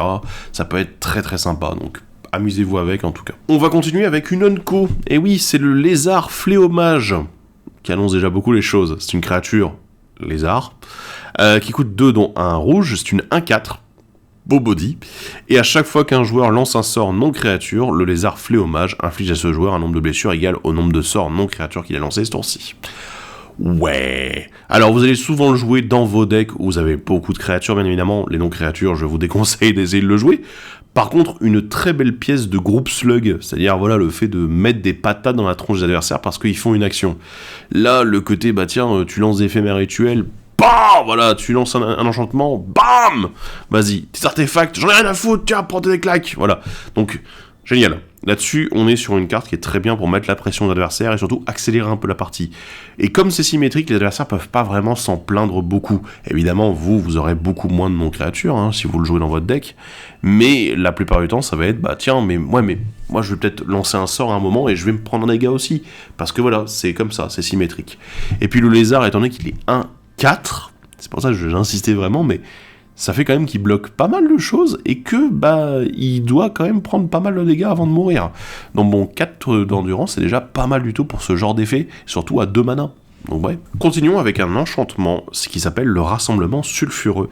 Ça coûte 2 dont 1 rouge, et à chaque fois que vous lancez votre deuxième sort à chaque tour, créez un jeton de créature 1/1 rouge mercenaire avec, vous l'engagez, vous donnez plus 1 plus 0 à une créature ciblée jusqu'à la fin du tour, n'activez que lorsque vous pourriez lancer un rituel, et ça se complote cet enchantement pour 3 dont 1 rouge. Ok. Alors, le complot, j'ai envie de dire avec le rassemblement sulfureux, pourquoi pas. L'objectif, ça serait de dire, je vais lancer rassemblement sulfureux ensuite gratuitement, et lancer un second sort pour directement faire un mercenaire. Oui, ça peut être efficace, en effet, je ne dis pas le contraire. Par contre, moi, ce qui m'intéresse, c'est simplement le fait de créer des bodies régulièrement, comme ça, dire second sort, bam, vas-y, je vais faire un body. Ce qui peut être très efficace parce qu'on est en rouge, mais faut pas oublier qu'il y a des combinaisons qui sont très efficaces pour jouer pendant les tours adverses. Et le rouge est aussi expert pour lancer des éphémères. Donc, c'est peut-être pas mal en effet de pouvoir se dire, bah tiens, à chaque tour je peux créer un body en plus parce que bam, je vais créer mon petit mercenaire. Alors vous allez me dire, ouais mais bon, les mercenaires c'est des +1 +0 sur pattes, qu'est-ce que tu veux en faire? Oui, en effet, c'est pas l'objectif, mais je pense que avant tout, créer des jetons supplémentaires, c'est déjà ça qui est important en fait. C'est pas forcément le reste, dire ah bah tiens, oui, mais il a une capacité qui est plutôt moyen. Oui, en effet, mais par contre, créer un jeton en plus, c'est ça qui est réellement important. Alors, je voulais vous parler également d'un rituel qui s'appelle Savabarder, qui coûte X et un rouge. Et Savabarder inflige X blessures à une créature ciblée, et crée un nombre de jetons trésors engagés égal au surplus de blessures infligées à cette créature de cette manière. Alors, j'ai des sentiments un peu mitigés autour de cette carte. En fait, alors pour ceux qui ont compris, globalement, l'objectif ça va être de dire, bah tiens, je vais peut-être mettre la patate sur X pour dire, j'investis mon mana en fait pour en avoir en plus le tour d'après. Et, en effet, c'est l'objectif. C'est la façon dont je conseillerais honnêtement à beaucoup de gens de jouer cette carte-là, et qui en fait pas forcément une mauvaise carte d'ailleurs. Le seul problème que j'ai avec ça, c'est que c'est un rituel, bien évidemment. Ça ne cible que les créatures, ce qui est normal, bien évidemment, vu comment fonctionne la carte. Mais, du coup, il y a beaucoup de contraintes. Je sais pas pour vous, mais je me dis, à part dans les jeux qui vont vraiment avoir beaucoup envie d'utiliser les trésors, ou bien les jetons artefacts, dire bah par exemple on double le nombre de jetons qui sont créés, si jamais on devait créer des trésors à la place on en crée le double, les trésors font double mana par exemple, ça c'est le genre de truc en effet où ça fait très plaisir d'avoir ce genre de sort, mais attention à ne pas l'utiliser non plus dans tous les decks en rouge en disant ouais mais c'est un investissement, parce qu'en fait le fait d'utiliser ça en rituel ça fait également qu'on va peut-être épuiser un tour complet nos ressources pour juste dire bah oui voilà j'ai réussi à faire des trésors pour plus tard. Oui, ça peut être aussi une tare en fait derrière et se retrouver avec je sais pas un extorqueur decké par exemple qui dit ah tiens t'as plein de trésors, ça tombe bien, moi aussi j'en ai, voilà. Et puis bon, comme ils sont engagés, vous n'avez pas le droit de les sacrifier, bien sûr.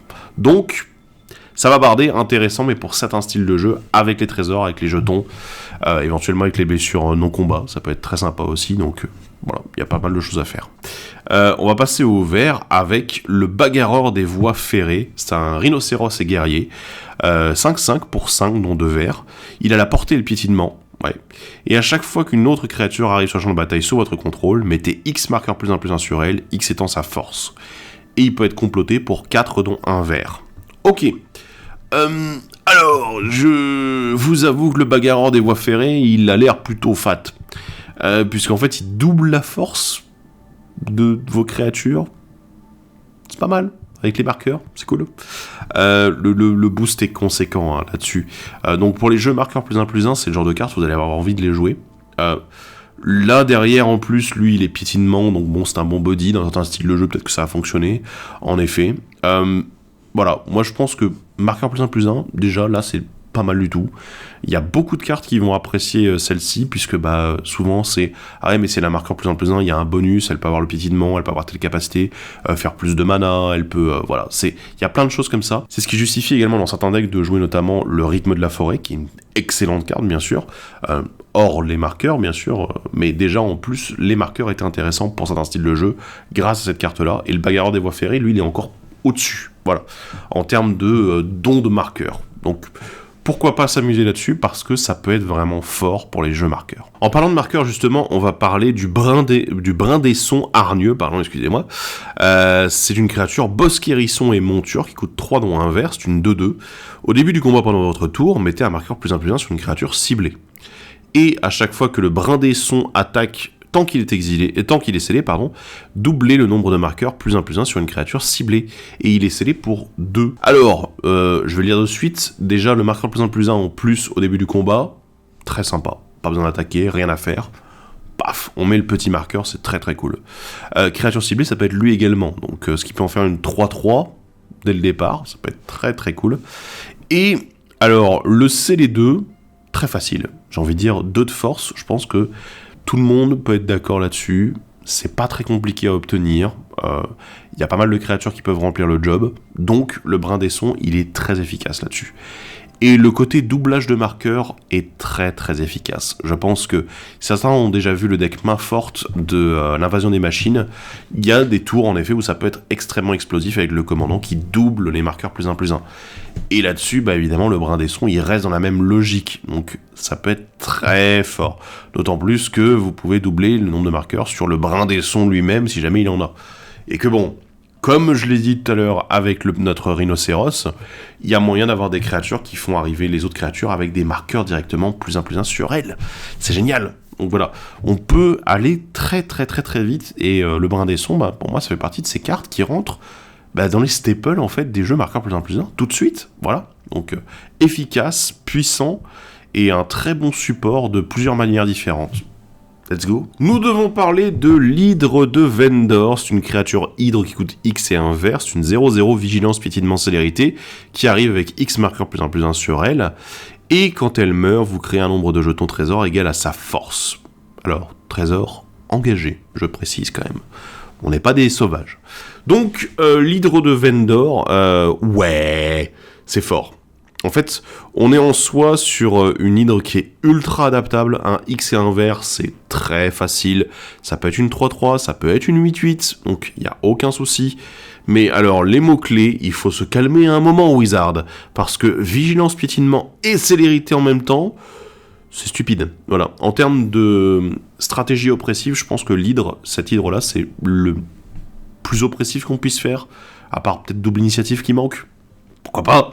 Mais ça va être extrêmement efficace. Dans les jeux où vous voulez jouer justement par exemple avec des grosses bêtes, c'est le genre de carte que vous voulez. C'est pas très compliqué, c'est très facile à mettre en place. Si vous jouez en plus avec des stratégies et des synergies marqueurs +1/+1, ça va être encore plus con.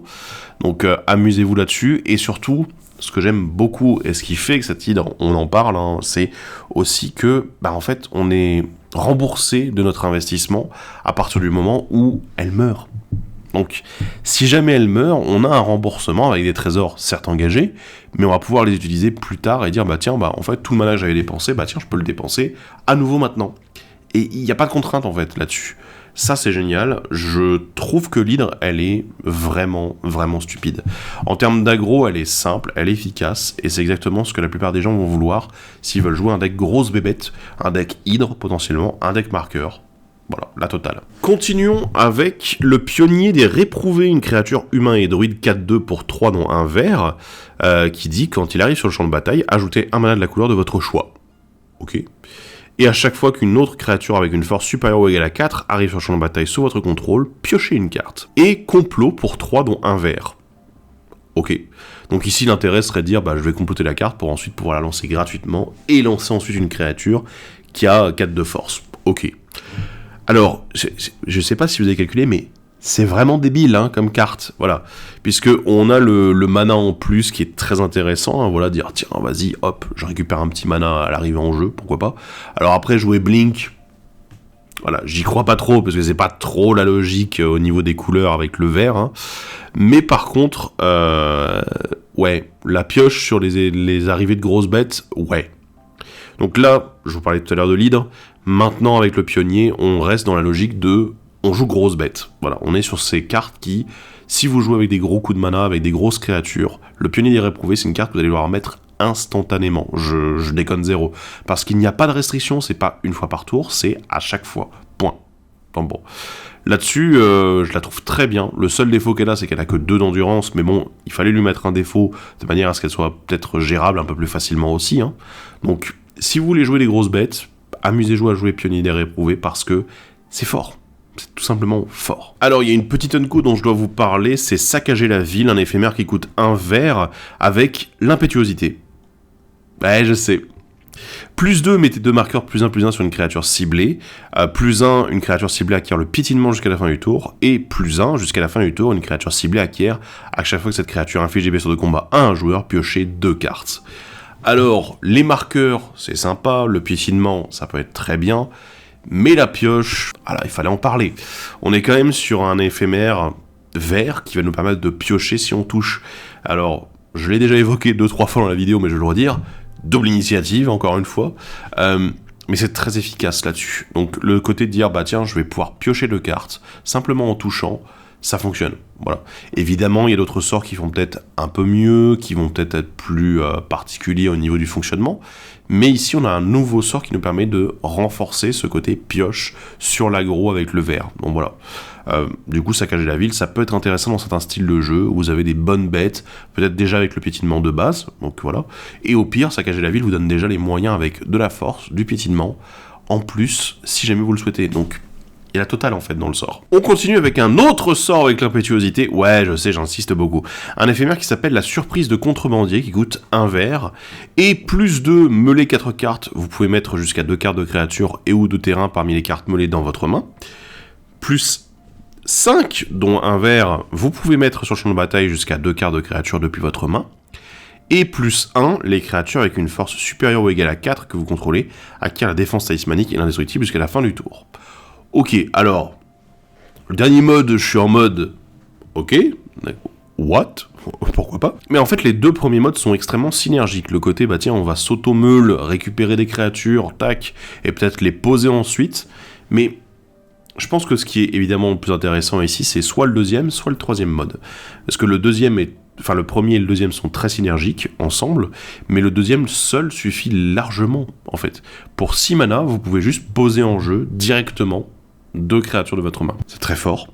Il y a des cartes qui le faisaient, mais elles coûtaient encore plus cher à faire, et elles le faisaient pas en éphémère, donc ça c'est déjà pas mal. Et elles n'étaient pas modulables, ou très peu. Non, bon, hein, voilà, je pense à dents et ongles, bien sûr. Le plus 1 en bonus peut être extrêmement intéressant, notamment si par exemple c'est en réponse à une phrase, dire bah tiens, paf, je vais poser 2 créatures, les rendre indestructibles dans la foulée, pourquoi pas. C'est dire bah tiens, je vais impacter mon board d'une manière imposante avant la vrasse, peut-être parce que par exemple vous avez du mana flottant, etc., peu importe. Ça va être très intéressant et très impactant. Je suis assez bluffé là, parce que c'est encore une carte qui est très très bonne pour les jeux grosses bêtes. Donc si jamais vous voulez jouer grosse bête, comme je vous l'ai dit, vous avez de quoi faire dans cette édition. On passe maintenant au multicolore, et évidemment, je vous en ai parlé, je vous ai dit qu'il y avait un cycle de rejoint l'équipe, et on va du coup passer à la suite avec Annie rejoint l'équipe, un enchantement légendaire qui coûte 4 dons, un rouge, un vert et un blanc. Quand il arrive sur le champ de bataille, il inflige 5 blessures à une cible, créature ou planeswalker qu'un adversaire contrôle. Ok. Et si une capacité déclenchée d'une créature légendaire que vous contrôlez se déclenche, cette capacité se déclenche une fois de plus. Je vous avais dit qu'il y avait des effets d'arrivée en jeu dans cette extension. Hein. Ouais. Et ben voilà, on est sur l'exemple parfait. Annie rejoint l'équipe, c'est par contre est bien meilleur que la créature légendaire avec, voilà, dont le nom est tiré, voilà, je préfère. Mais Annie rejoint l'équipe en fait a une capacité déclenchée qui est plutôt ok. On va dire pourquoi pas. Moi pour 4 mana, c'est pas l'impact auquel je m'attends sur ce genre de coup. Voilà, bof. Alors j'avoue par contre que la seconde partie avec l'effet de remplacement sur les capacités déclenchées des légendaires, c'est super intéressant. En blanc, rouge, vert, on l'a vu dans cette extension, il y a déjà pas mal d'effets d'arrivée en jeu intéressants, mais si on part sur les légendaires, il y en a beaucoup qui fonctionnent aussi sur les phases de combat. Donc ça peut être très impactant. J'avoue que là, c'est bluffant, c'est très efficace. Ça peut fonctionner sur beaucoup de choses, capacité déclenchée à l'arrivée en jeu, à l'attaque, à la fin du tour. Donc ouais, à la mort de créatures éventuellement, hein, pourquoi pas. Ça peut être très très bon en fait, et j'avoue que j'ai envie de voir un peu ce que ça va donner. D'autant plus que blanc, rouge, vert légendaire n'est pas une mauvaise combinaison du tout. Donc, à voir. Par contre, il faut trouver le commandant qui va aller avec, la stratégie, etc. Donc, let's go. Je vais vous parler d'une petite unco qui s'appelle le buteur cacté, une créature plante et mercenaire, oui, qui coûte 4, dont un rouge et un vert, c'est une 4/4 portée parade 2. Et au début du combat pendant votre tour, les autres créatures avec une force supérieure ou égale à 4 que vous contrôlez acquièrent le piétinement et la célérité jusqu'à la fin du tour. Je devais en parler parce qu'en fait, les mots-clés qui sont donnés sont très efficaces. Célérité, c'est très bon, et d'autant vous dire que lui, il arrive pour 4 mana, c'est déjà pas mal, mais les tours suivants, pouvoir dire, par exemple, mes créatures qui arrivent en jeu, elles ont une grosse force, je vais pouvoir les booster, hop, piétinement, célérité, on est parti. Ouais, le buteur caché, cacté, pardon, excusez-moi, il est assez efficace pour ce genre de stratégie-là, très agressive. Je devais vous parler également d'une autre petite unco sympa, c'est la dresseuse des damnés, une créature humain et soldat qui coûte 5, dont un blanc et un bleu. Elle a le flash, c'est une 1-4. Et au début de votre étape de fin, si vous n'avez pas lancé de sort depuis votre main ce tour-ci, créez un jeton de créature 2-2 blanche esprit avec le vol. Alors, je devais en parler parce que c'est sûr, c'est une unco, là pour montrer un peu les archétypes qui sont joués, mais en fait, alors ça se joue avec le complot, mais ça se joue également avec simplement le fait de jouer en éphémère, puisque si vous ne le jouez pas pendant votre tour, vous pouvez tout simplement créer une 2-2. Si vous jouez avec le flash, c'est efficace également, donc la dresseuse en plus a elle-même le flash, je veux dire, il n'y a pas vraiment de défaut dessus, c'est une bonne carte, et surtout les 2-2 vols, créer des 2-2 vols, c'est pas rien. Surtout en ne faisant rien, voilà, pendant votre tour. Donc ça nous permet de garder des ressources et de dire, tiens, je vais peut-être interagir un peu plus. Donc les jeux contrôle vont peut-être avoir tendance à plus utiliser cette carte-là que d'autres. Alors évidemment, si vous jouez ensuite avec le complot, la prédiction, etc., c'est évidemment le genre de carte qui peut vous faire plaisir aussi. Mais là-dessus, moi j'apprécie tout à particulièrement le fait de créer des bodies en plus. Ce qui fait que, en dehors de jouer contrôle, on a quand même moyen de pouvoir se protéger au niveau de l'aggro. Ça, c'est bon. On continue le cycle des rejoints l'équipe avec Kellan rejoint l'équipe, un enchantement légendaire qui coûte un vert, un blanc et un bleu. Quand il arrive sur le champ de bataille, vous pouvez exiler une carte non-terrain avec une valeur de mana inférieure ou égale à 3 de votre main. Si vous faites ainsi, elle devient complotée. Logique. Et à chaque fois qu'une créature légendaire arrive sur le champ de bataille sous votre contrôle, mettez un marqueur +1/+1 sur chaque créature que vous contrôlez. Ouais, alors j'aime bien parce que le complot, il est là en mode... Ok. Et le reste de la carte n'a aucun rapport, mais ça je pense qu'on va rester dans cette logique-là. Hein. Mais alors, la carte complotée, pourquoi pas, ça fait une carte offerte à côté, marrant. Par contre, on en parle, c'est une croisade Cathare en fait qu'on a actuellement là. Hein. Donc croisade Cathare, quand une créature arrive en jeu, on met un marqueur +1/+1 sur chaque créature qu'on contrôle. C'est la même chose, sauf que ici c'est uniquement avec les légendaires. Donc encore une fois, est-ce que c'est possible de partir en blanc, bleu, vert légendaire ? Bien sûr que oui, techniquement on peut partir dans à peu près toutes les combinaisons de couleurs.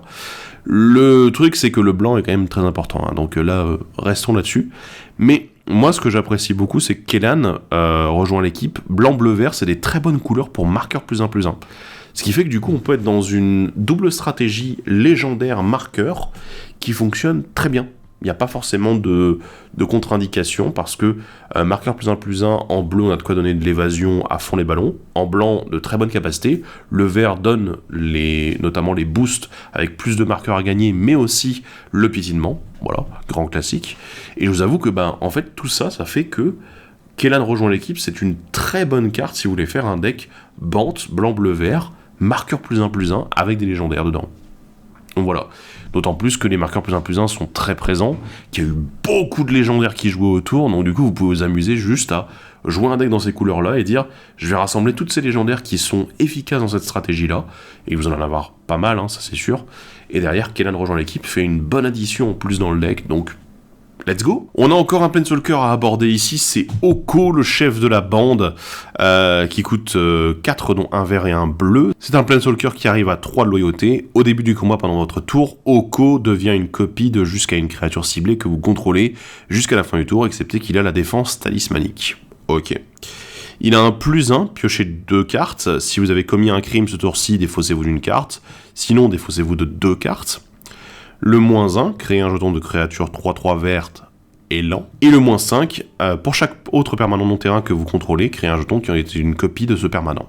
Ok. Soyons honnêtes tout de suite, Oko est plutôt pas mal du tout.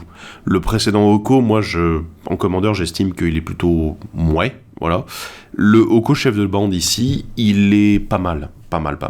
Parce qu'en fait, d'un côté, sa capacité statique, enfin déclenchée, je devrais dire plutôt, fait qu'il peut être aggro, il peut agresser un petit peu les adversaires avec sa capacité, donc c'est génial. Là-dessus, on est très content. Le loot est plutôt bon, là, avec le côté, tiens, on veut commettre des crimes, on est dans la logique du lore, bien sûr, mais c'est assez efficace également pour filtrer la main, donc ça fonctionne bien. Le petit -1 avec le petit Elk, c'est une petite référence évidemment, hein, voilà, à ce qui s'est passé auparavant avec le précédent Oko, mais c'est efficace, c'est un bon jeton, c'est une bonne 3/3, ça en fait une très bonne défense pour réussir à protéger Oko éventuellement par la suite, et surtout, moi ce que j'apprécie, le -5, c'est un ulti qui est pas trop élevé en termes de coût, et qui est par contre très efficace si jamais vous avez réussi à remplir vraiment le board. De toute façon, de ce qu'on voit, c'est que Oko, ça a l'air d'être un Planeswalker qui a envie d'avoir un board bien rempli, éventuellement d'avoir des créatures, etc. Finalement, c'est un vrai Planeswalker simic, puisqu'il veut accumuler de la value et avoir plein de trucs et tout à droite à gauche, donc des bêtes, de la pioche et tout, donc on est exactement dans cette logique-là, et en fait le -5 il reflète très bien ça. Donc si jamais vous avez des effets d'arrivée en jeu, c'est évidemment très efficace. Si jamais vous avez pas mal de créatures, vous allez pouvoir créer un beau board.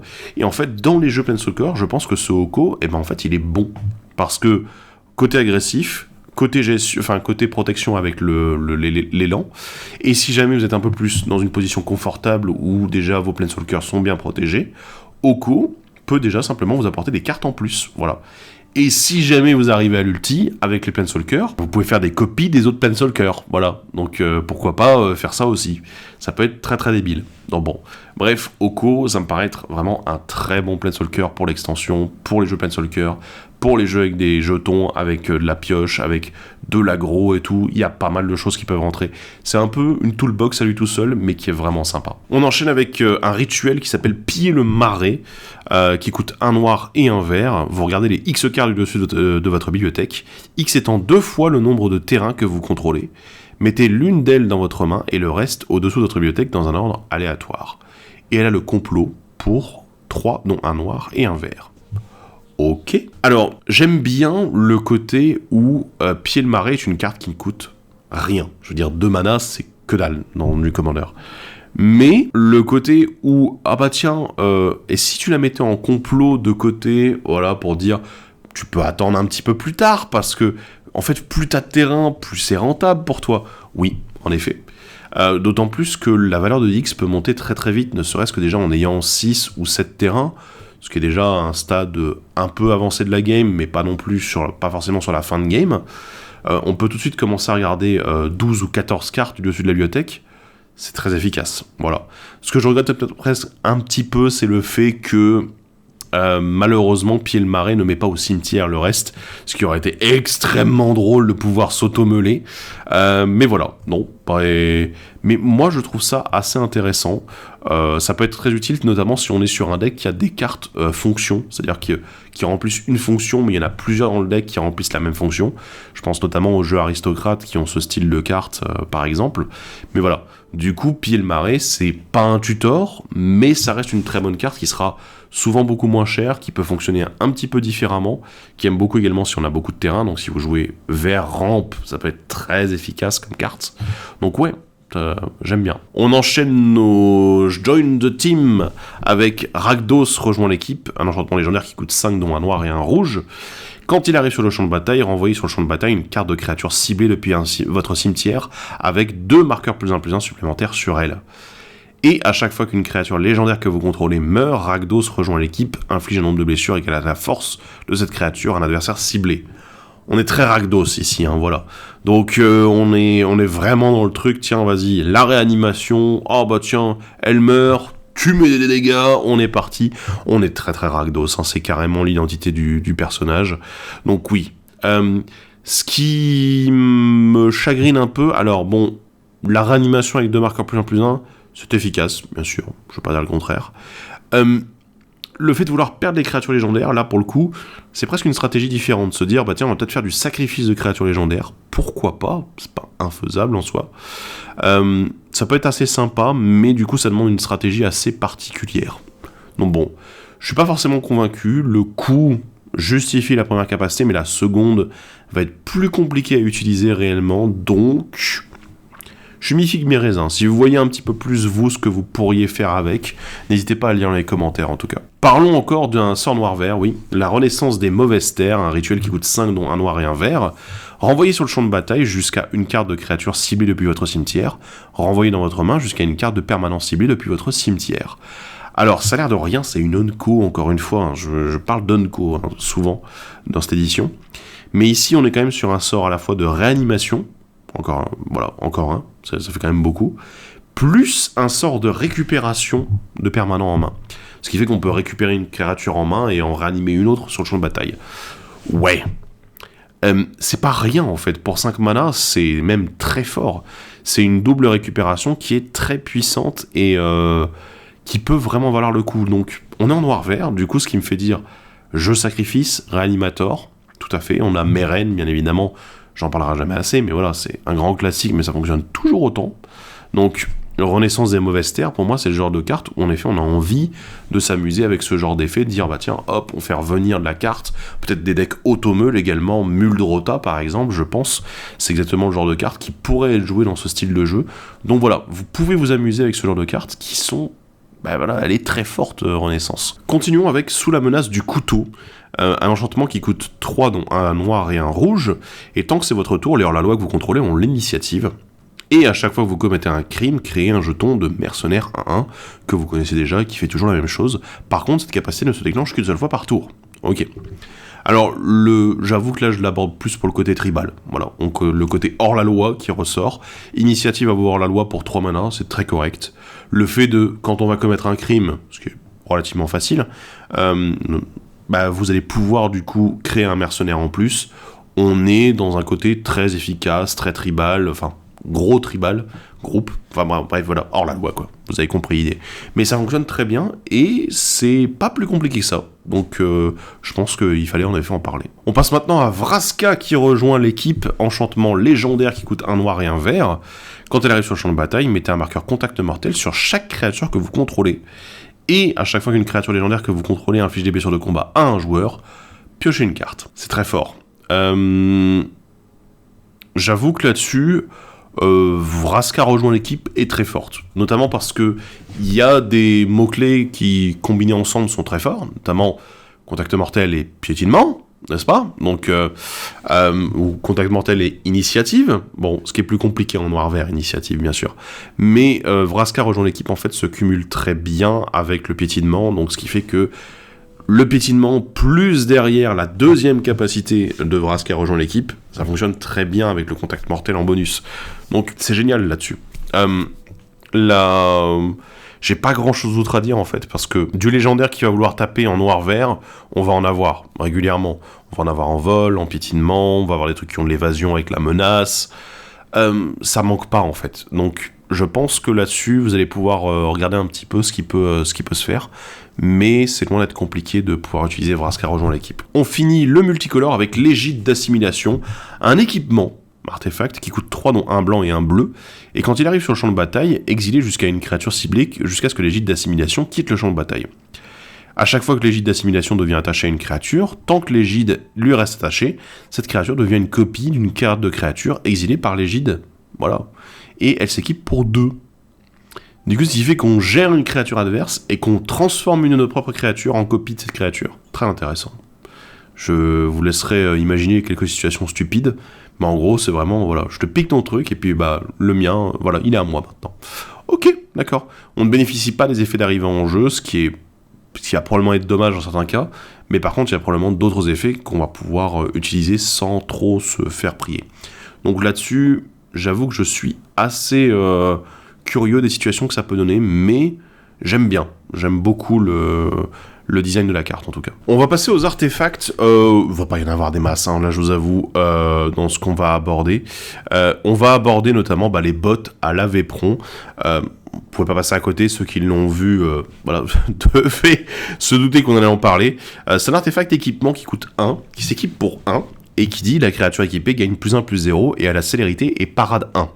Ce qui doit vous rappeler certaines bottes existantes actuellement, sauf qu'à la place d'avoir défense talismanique ou le linceul, on a la parade 1. Écoutez, moi je vais dire les choses assez simplement, c'est très efficace, c'est pas cher à lancer et à équiper. La parade 1 par contre, je vais le dire de suite, sera probablement pas assez suffisante pour protéger vos commandants, vos voltrons, etc. Parce que souvent, ce qu'on utilisait pour les jambières d'éclair et pour les bottes de pied d'agile, en fait, étant donné que c'était une protection ultime en soi, ça dissuadait fortement, enfin ça dissuadait complètement les adversaires d'essayer de les cibler. Mais la parade 1, en fait, un mana en plus, je pense que parade 1 c'est un petit peu léger pour avoir réellement un énorme impact en fait sur la partie. Évidemment, ça va faire chier les adversaires, mais s'ils veulent gérer quelque chose et que vous avez mis les bottes dessus, ils vont pas hésiter à dépenser le mana supplémentaire en fait. Parce que s'il y a cette nécessité pour eux de le faire, ils le feront. Parlons un petit peu maintenant des terrains. On a quelques terrains spéciaux. Alors les terrains communs que vous allez retrouver assez facilement dans les boosters, puisqu'il y a un emplacement dédié pour eux. Les différents déserts en fait qui sont bicolores et du coup ils vont faire 2 couleurs, mais surtout ils arrivent sur le champ de bataille engagé et ils vont infliger une blessure au moment où ils arrivent en jeu. Alors je le précise, je parle d'eux, pourquoi ? Parce que ça existait déjà, on avait déjà un désert qui mettait des dégâts aux adversaires au moment où il arrivait en jeu, qui était incolore, mais ici le cycle avec le multicolore peut être intéressant dans certains cas, notamment si on s'amuse à jouer avec du renvoi de terrain en main. Oui, voilà, je pense notamment aux Boonsland, les fameux, de Ravnica, mais du coup on peut les renvoyer en main, les rejouer, remettre des dégâts, etc. C'est le genre de choses où il y a des possibilités, il y a des jeux qui peuvent s'amuser à sacrifier, renvoyer en jeu, etc. Donc c'est une possibilité, je voulais vite fait l'évoquer pour que vous soyez au courant et que vous ayez cette clé-là en main en plus. Bref, on est arrivé au bout de l'analyse de ces cartes de l'extension et bilan. Qu'en as-tu pensé, Thibaut ? Du coup, le bilan, il est assez simple pour moi, c'est que, en fait, c'est une extension qui contient, alors, je ne parle pas de Big Score, je ne parle pas des rééditions avec les dernières nouvelles également qui sont dans l'extension, ça je vous laisserai découvrir la vidéo sur le Big Score pour tout ça.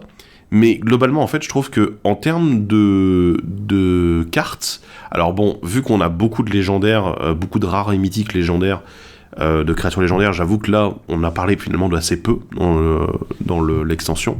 Il y en a d'autres qui sont intéressantes, mais pour d'autres formats, pas forcément pour le commandeur, donc je les ai zappées, mais voilà, ne vous inquiétez pas, elles sont très bien. J'ai envie de dire que là, en fait, on est sur une extension, pour moi, qui contient beaucoup de cartes intéressantes, beaucoup de compléments à des choses qu'on a déjà vues, beaucoup de nouvelles stratégies qui sont proposées également. Bon, évidemment, on a les mercenaires, les hors-la-loi, pardon, qui sont proposés en plus.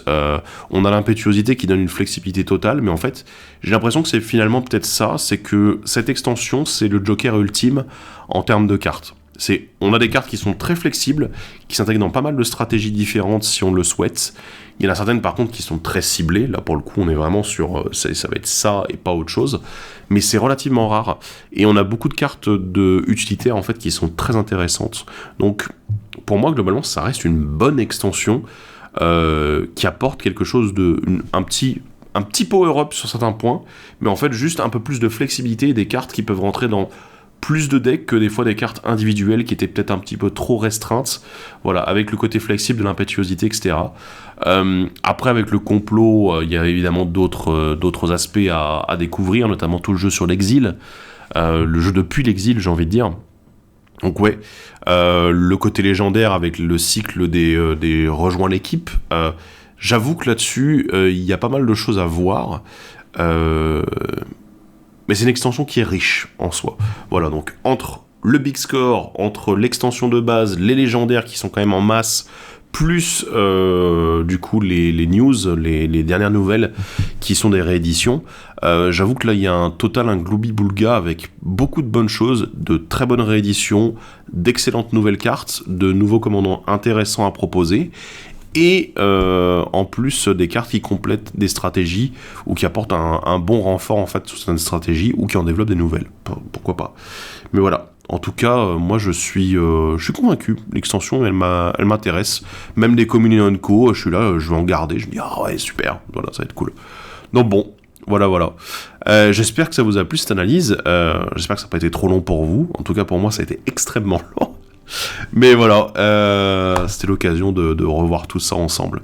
Bref, sur ce, on va se laisser. Dites-moi dans les commentaires ce que vous en avez pensé. Si jamais vous avez des cartes également que vous appréciez dans l'extension dont j'ai pas parlé ou que j'ai vite fait évoquer. Donc voilà. Sur ce, on se retrouve dans les commentaires et dans la prochaine vidéo. Bye bye!